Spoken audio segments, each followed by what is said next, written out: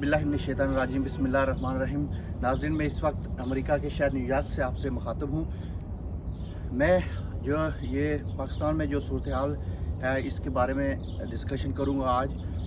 ये वक्त आ गया है कि हम सब लोगों को इस पे आवाज़ उठानी चाहिए। हम सब लोगों को मिल के एक मुल्क की बेहतरी के लिए एक काम करना चाहिए।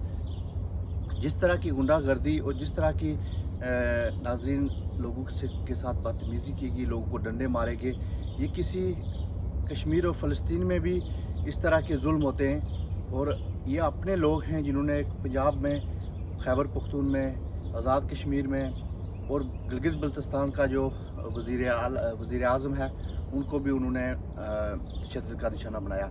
मैं इसकी भरपूर मज़म्मत करता हूँ और मैं समझता हूँ कि ये टाइम आ गया है, वक्त आ गया है कि हम सब लोगों को मिल के इस पे काम करना चाहिए।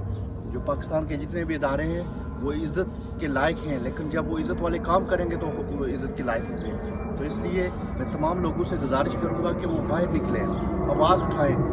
ये जो सहाफ़ियों पे तशद्दुद हुआ है, आफ्ताब इकबाल साहब को पकड़ लिया है, इमरान रियाज साहब को पकड़ लिया, बाकी सहाफ़ियों को पकड़ लिया, ये जुल्म है। ये जो जमहूरी रियासतें हैं उनमें ये नहीं होता, ये डिक्टेटरशिप में होता है। और मैं ये समझता हूँ कि आज वक्त आ गया है कि इस PDM की हुकूमत को और इसको जो पाकिस्तान के इस्टेब्लिशमेंट के अदारे हैं उनको मिल बैठ के एक ऐसा इकदाम उठाना चाहिए जो अवाम के लिए हो, जो अवाम की बेहतरी के लिए हो।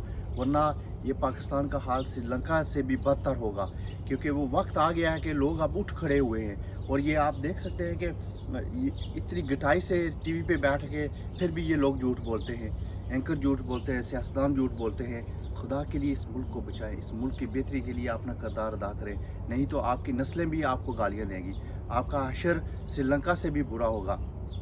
मैं एक बार फिर सुप्रीम कोर्ट के चीफ जस्टिस का दिल की अथाह गहराइयों से शुक्रिया अदा करता हूँ। उन्होंने ऐसा फ़ैसला किया जो इस मुल्क को बचाने के लिए है। और इमरान खान वाहिद लीडर है जो अवाम की बात करता है, अवाम के हकूक़ की बात करता है। और मैं ये समझता हूँ कि अवाम के हकूक़ उसी वक्त मिलेंगे जब एक जमहूरी और अदारों को अपनी हदूद में रह के काम करना होगा। जुल्म और सितम किसी सूरत में नाकाबिले बर्दाश्त है।